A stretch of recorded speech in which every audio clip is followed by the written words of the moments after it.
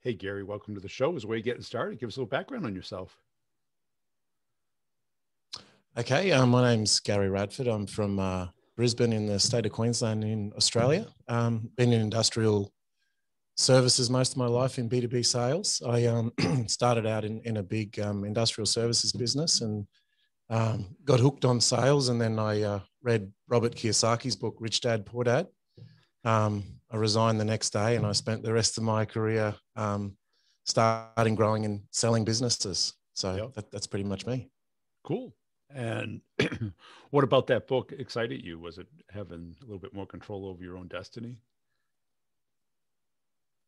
Definitely. I think there's a lot of logic in that book if you break it down. In my head, I was going to be an executive on a board somewhere that was, the Armani suit and all that sort of Wall Street stuff. But I realized that, if someone else is paying you, then by definition, they must be getting a return on your labor. And pretty difficult to make a lot of money on wages, I think was the crux of the book. There's a lot of other messages in there, of course, but and definitely doing your own thing. I think since then I've realized I'm a pretty terrible employee, so I'm not so good at being told what to do, I think. And was it scary going out on your own for the first time? I think because I was so young, I often reflect on this, to be honest, because what I actually did was I basically got on a plane to Singapore with my life savings at the time and went to the airport, went to the yellow pages and scrolled through equipment suppliers. And the first one that agreed to pick me up, I gave them a check for $100,000 and started a business. And that guy from that Chinese business is still one of my best friends and described me as a lunatic when I turned up. So I think you've got to try and take those risks young when you've got less to lose and maybe you're not quite as smart. Yeah. And what are you doing today? So at the moment, I sold a couple of businesses about 2 years ago into a private equity group in Australia. And we've built a business called the Vortex Group, which is a specialized clean energy, clean water, clean waste business. And it's the same principle, essentially. We're growing a business nationally and internationally with a hope to divest it in the next couple of years and then go and start the cycle again. And a bit of a focus now on perhaps the next one, doing something in the American market. Yeah. What do you like about it? So I act in the scale, to be honest. The scale, you tell yourself stories, and whether it's true or not, you think, well, however well I've done here, if I just look at the sheer numbers, I'd probably be doing 30 times better in the US with the same effort. And in sales, work smarter or be lazier, whichever way you look at it. So, I'd super keen to go to the US. Yeah. And when did that work harder switch get turned on? Because when you're young, you tend to just plow the hours. Yeah, I think it's always been, logic's always been a default for me. So I've always been able to grind it out. And I've always been reticent to work in a commoditized field.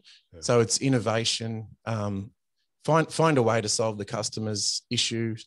I struggle with, I guess, traditional sales in inverted commas as well. I think sales is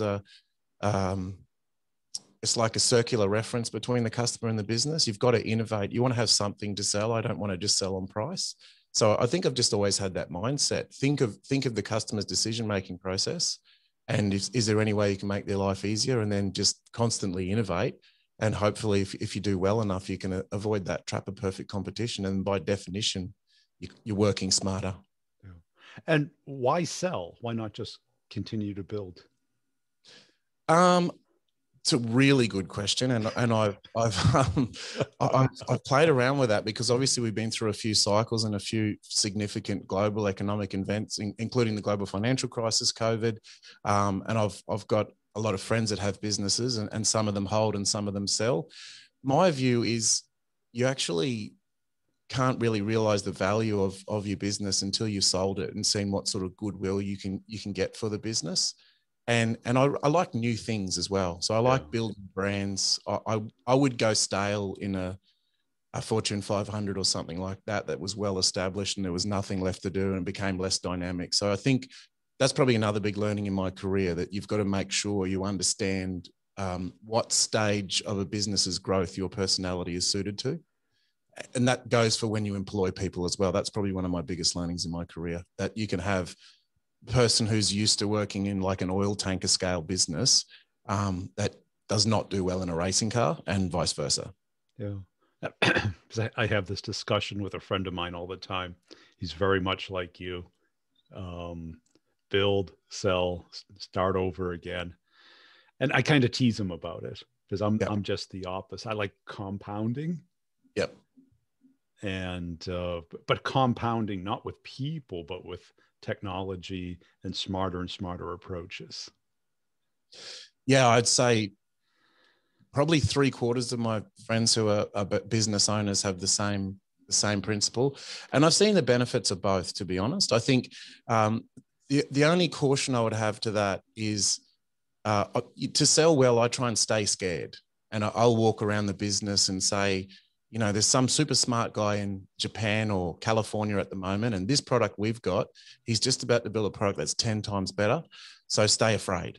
And I think, you know, the risk of technological change at the moment is such that you can, and you see it all the time, these businesses get disrupted. And if you haven't realized the value, you can be left with your pants down, I think. So maybe I'm just a big chicken at the end of the day. Yeah. I mean, especially if it's a physical product versus a technology product, you know, just someone will always manufacture it for less or copy I think it.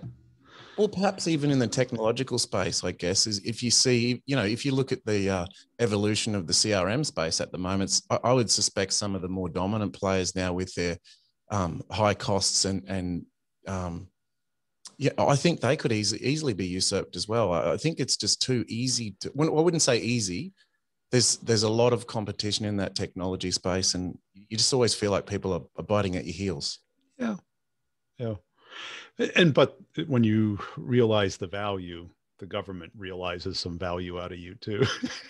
Oh, yeah, well, it's hard to escape that one, death and taxes, right? So, yeah. No, look, trust me, I have this debate a lot and I get told I'm wrong by many of my friends. So we'll see, I guess. On the sales side, what do you like? What's the fun part? The fun part, I think you've got to stay in the sales part no matter what you're doing in the business. Yeah. If you lose touch with the customer, you might as well go home. It's also the fun part, right? It's how you inform yourself about the market. It's how you inform yourself about your own business, how your business is perceived by the customer, how your competitors are perceived by the customer, and you still love the thrill of the kill. I think if you're a sales animal that never leaves your DNA, I think it's fun. And I think that to me the key to selling is to when we train young salespeople as they're coming through. You've got to try and find a style that suits your personality so you don't come across as wooden. Yep. And once you've got that down, the rest of it is really about listening more than you talk. And I was just talking to someone yesterday about the fundamentals of being a really good salesperson. And I think a good salesperson is a fighter, and they'll fight the customer on behalf of the organization, and they'll fight the organization on behalf of the customer. They're almost the neutral player in the middle. Yep. And that, you know, if you get a mindset that my goal is to produce the best possible outcome between these two parties, even if it's your own business, it tends to be quite good. Yeah, I like that, because that's how I always viewed it, is you are between the company and the customer. Yeah. And if you don't fight for the client, what are you really doing? Agreed. Yeah. I think also the just in relation to your stuff, like you came to my attention through some of the sales comedy stuff that you do online, and I'm a big proponent of that. I think, and probably that's why I like these faster growing private type businesses as well, because you can still have a personality within the organization. Yes. Yeah. And I think as businesses get bigger, they become a lot more risk averse when it comes to being who you really are. I think it's easier to establish your technical competence with the customer. The hard part is to develop trust. And I certainly find humor is a really powerful tool in that regard. It's a great equalizer. If people enjoy dealing with you, then the rest of it is just the technical sell. And if you've got a good product and the customer likes you, it's kind of pretty hard to lose. it is kind of the fastest way of building rapport. You know, what I always did when I go into a situation, put a big smile on. Yeah. Right. Because then you're like the dog wagging its tail. You can't get mad at the dog wagging its tail. You may not like dogs, but we made a deliberate effort at that during COVID and some of the other down cycles like the GFC and things like that, which was we sort of developed a theory that most of the salespeople that are visiting our customers now will be doom and gloom. They turn on the news and it's all bad news. So just walk in there and be happy and see what happens.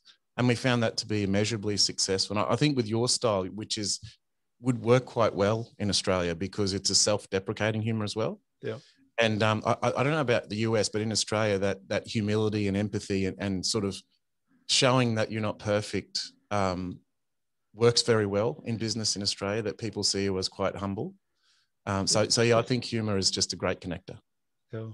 And what do you look for in reps when you hire them? I've really been reflecting on this in especially the last few months. I think as we start to come out of the COVID situation, we obviously weren't as badly impacted as the US, so we're sort of coming out of it a bit faster than you guys, perhaps. I used to, I'm a big believer in the personality profiling type process. I know when I initially did Myers-Briggs, it really helped me because I grew up thinking I must be severely mentally ill in some ways because so I couldn't understand. You've been told it your whole life. Oh, that's exactly. No, that was it. It must have been true. But what I've realized recently is just like there's no set leadership style because all people are different. And you know, the real leadership style is understand your people and what motivates them on an individual basis, and they'll come with you. I don't think there's a perfect type of salesperson either. By definition of the fact that there's no one type of customer, there can't be one type of salesperson. And what we've tried to breed into our teams is that humility space. And we'll get phone calls from our sales guys that go, I just went and saw this customer and he really doesn't like me. Can you go and see him? And we've sort of built that in as a core competency, is that some people will connect with the customer and others won't. And we've also found benefit, especially in the larger B2B selling processes, to take multiple people, so 2 to 3, without outnumbering the customer. And what you find as you go along is organically, one of the people in the group will just have a much better rapport with the client, and we'll sort of push the relationship that way naturally. So I guess the answer is, from a personality point of view, I think you've got to try a whole heap of different types of salespeople, and sometimes they surprise you. Yeah. Because I found through this last year a couple of consistencies in that people out of hospitality have done really well. And any history with performance, athletics, drama, debate, where they get feedback from a coach, from an audience, and then that outward mindset, that curiosity. Journalists, I just got off an interview with someone with journalist background, psychology. Yeah. You know, or somebody with a lot of drive.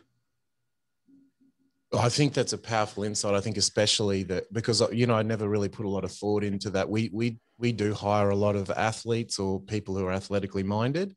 I guess until you just said that, my thought was it's probably more around organization and discipline in my head. I think your insight's probably a bit more powerful, that they're competitive by nature and they like to improve. I think they also have a very healthy relationship with criticism. Yes. They're in a hurry to get better. So you can, you know, there's a lot of salespeople, you'll hurt their feelings by telling them they did this wrong or that wrong. Got an athletically minded person, they tend to be craving that sort of feedback, and they're happy for you to depersonalize it. Like, you hurry up and tell me what I'm good at so I can get better quicker. So that works particularly well, I think. So yeah, I would strongly agree with that. Yeah. And I interviewed somebody, a baseball pitcher.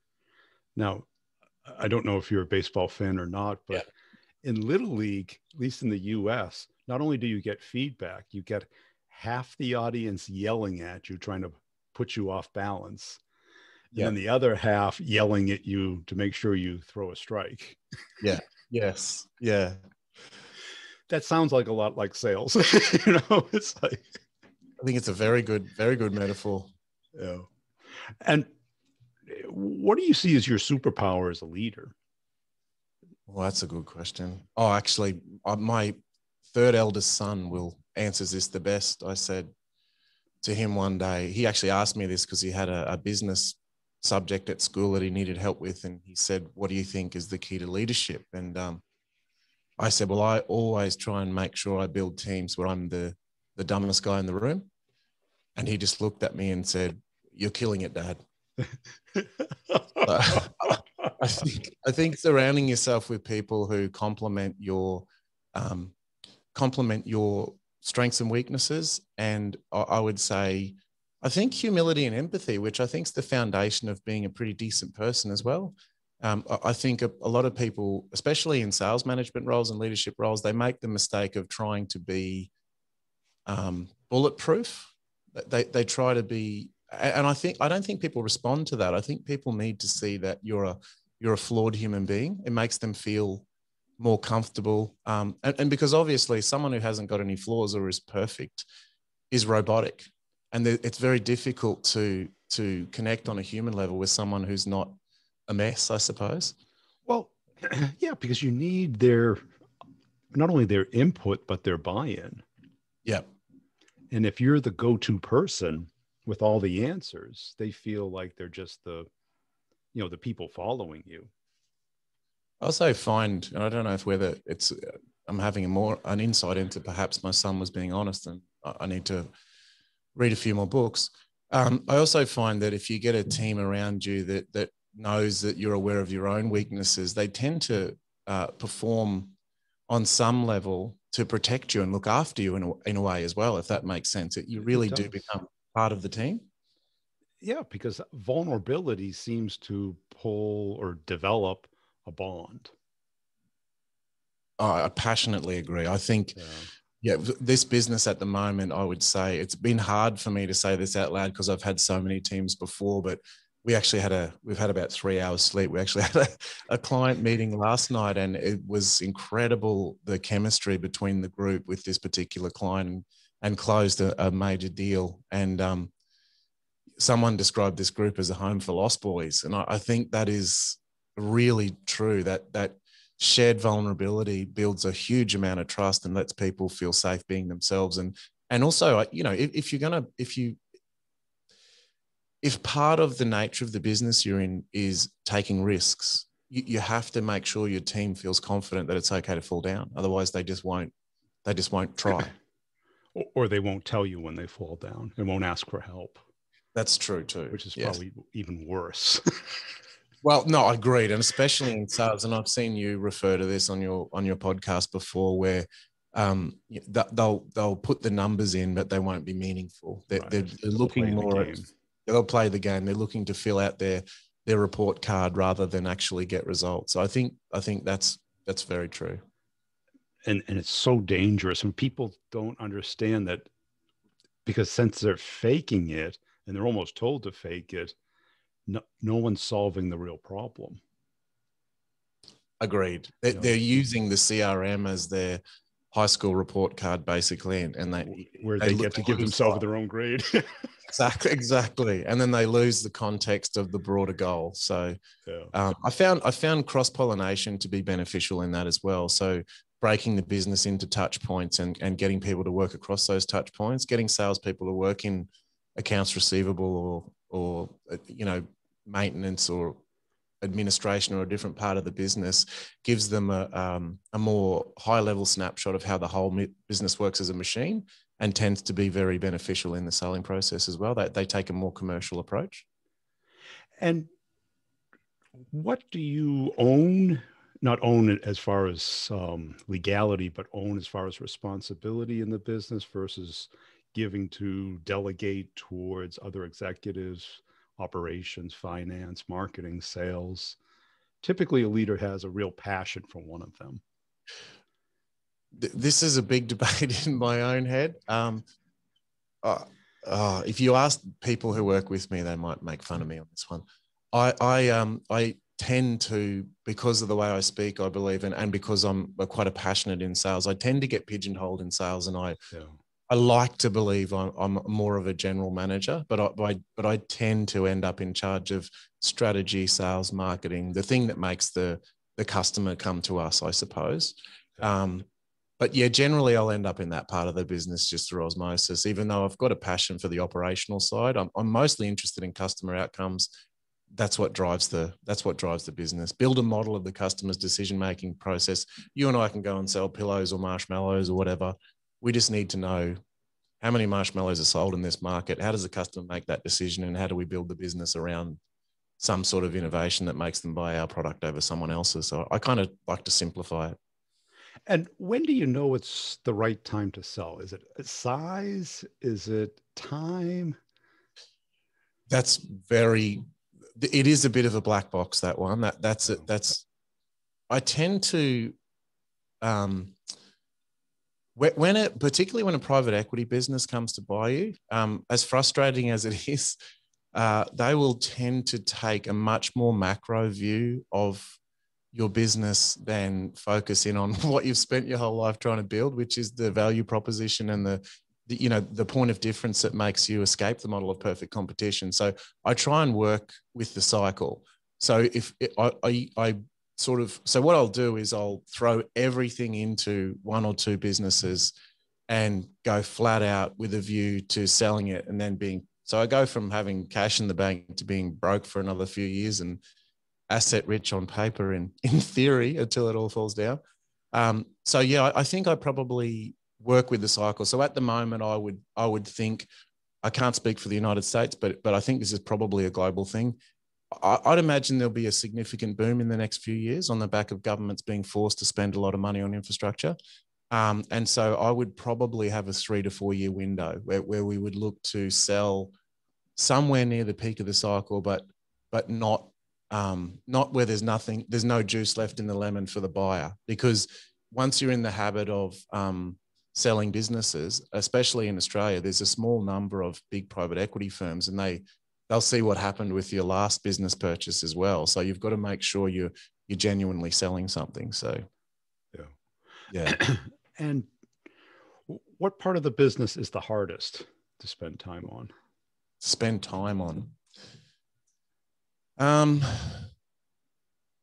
I think as I get older, I realize more and more my role is pretty much HR. And as you scale a business, you bring people into a fast-moving dynamic. It gets harder and harder to develop and hold on to those intimate relationships that really drive performance. So to me, because I'm kind of a mix of a salesperson and an engineer in my head, I will always lean towards the engineering solution because it'll make everyone's life easier. And I can tend to, and I think also by nature, I'm an introvert. I'm an introvert who likes people. I can neglect that touchy-feely part, and I'm good at that. So, and I think it comes back to what you asked me before about which part of the business I end up in charge of. I think I've got a bit of a chip on my shoulder for being pigeonholed as a sales and marketing guy. And I probably, as a competitive sales guy, I see it as an insult. They're saying I'm not good at the other bits. So, so yeah, I think I could spend a lot more time coaching and developing people now. And I think there's some really good, it's pretty analogous to athletics, like you said before. I think you go from being a player on the field to being more of a coach. And sometimes in that transition phase, you regret not being able to go out in that field anymore. So you've got to try and pull yourself away from running the ball to teaching other people how to run the ball, I think. Yeah. And any key distinctions or things or recommendations you would have about that? Because a lot of people don't do that until it's too late. I wonder whether it's industry specific. I don't think so. But my view is that most businesses are pretty simple. The businesses that win tend to be able to extract the discretionary effort of their people. And unless, because that's what you're really selling, and it's also invisible. Also, I've found over time that usually, regardless of the scale of the organization, 10% of your people are doing 50% of the work. At least be across those people. Like, make a list, check it twice, and don't let those people go anywhere. Make sure they feel appreciated, genuinely develop them. And I think something that's been very beneficial to me over time in that space is the fact that I roll in and out of businesses and people come with me. So it became intuitive to me that as we move from one business to another, the people that are in that organization need to feel that they were better off for being on my team. Not just financially, that maybe they're healthier, wealthier, and wiser for being a part of a group that I was a part of. And you kind of keep compounding that trust as you go. I probably just described the sales process really, but for me, I focus on selling businesses more so than the products within the businesses. So yeah, I think you just got to develop people. Yeah. And that's Price's Law. I don't know if you were aware of yes, it. Yes. Yep. It's a proven thing. Yep. Yeah. Well, look, and you see it when it's hard to, that's why you see large businesses suddenly fail and it seems impossible. And if you don't know who those people are, but they do, they know who they are. They know who they are. That's nearly where they all tip over. So I'd say that discretionary effort thing, I know it's a cliche, staff engagement leads to customer advocacy, and the rest of the business is really the easy bit. And I think the only businesses that potentially have the ability to not have that as their primary focus, that people management, discretionary effort piece, is if you invent some amazing thing. And then, if I invent the cure for cancer tomorrow, then right, you can get away with B players and C players. I don't think that's coming anytime soon. So I'll still have to be nice to people for a job. Yeah. And do you have a timeline on this company? Is it?